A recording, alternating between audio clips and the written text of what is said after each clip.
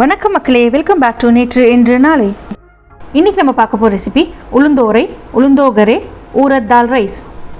நிறைய கோவில்களில் பிரசாதமாக கிடைக்கிற இந்த ரைஸ் ரொம்ப டேஸ்டி மட்டும் இல்லைங்க, ரொம்ப ஹெல்த்தியும் கூட.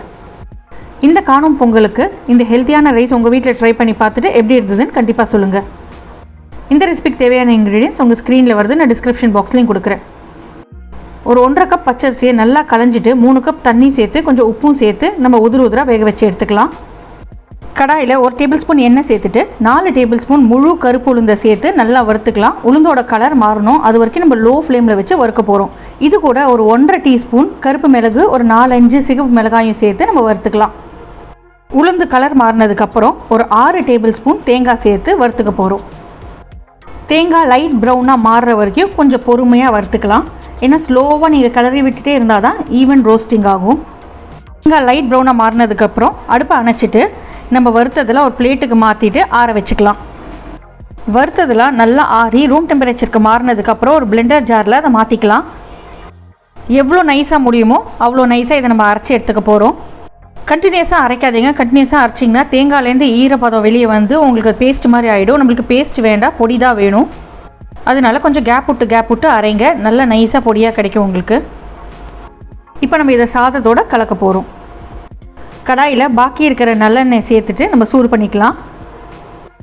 எண்ணெய் நல்லா சூடாகட்டும். எண்ணெய் சூடானதுக்கப்புறம் 1 டீஸ்பூன் கடுகு சேர்த்துக்கலாம். கடுகு நல்லா பொரிஞ்சதுக்கப்புறம் ஒரு சிகப்பு மிளகாயை நம்ம உடச்சி இதில் சேர்த்துக்கலாம். இது கூட 1 டீஸ்பூன் வெள்ளை உளுந்தையும் சேர்த்து உளுந்து லைட் கோல்டனாக மாறுற வரைக்கும் நம்ம சாட்டே பண்ணிக்க போகிறோம். உளுந்தோட கலர் கொஞ்சம் மாற ஆரம்பிக்கும் போது ஒரு 1/4 கப் வேர்க்கடலையை சேர்த்து வறுத்துக்கலாம். நம்ம நல்லெண்ணெய் சேர்த்துருக்கிறதுனால நல்லா பொங்கி வரும். ஆனால் உளுந்து மேலே ஒரு கண் இருக்கட்டும், அது கருகிடும். இது கூட ஒரு 10 முந்திரி பருப்பையும் சேர்த்துக்கலாம். இது ஆப்ஷனல் தான், உங்களுக்கு முந்திரி பருப்பு வேண்டாம்னா நீங்கள் அவாய்ட் பண்ணிக்கலாம்.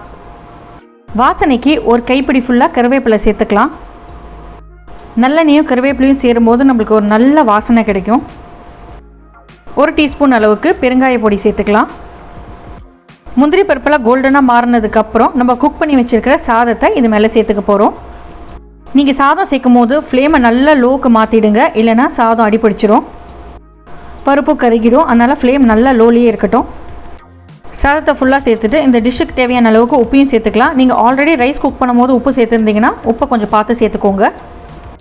இப்போ நம்ம வறுத்து பொடி பண்ணி வச்சுருக்கோம் இல்லையா, அந்த பொடி எல்லாத்தையும் சேர்த்துடலாம். இந்த சாதத்துக்கு இந்த பொடி அளவு நம்மளுக்கு கரெக்டாக இருக்கும், அதனால் ஃபுல் பொடியும் சேர்த்துடுங்க.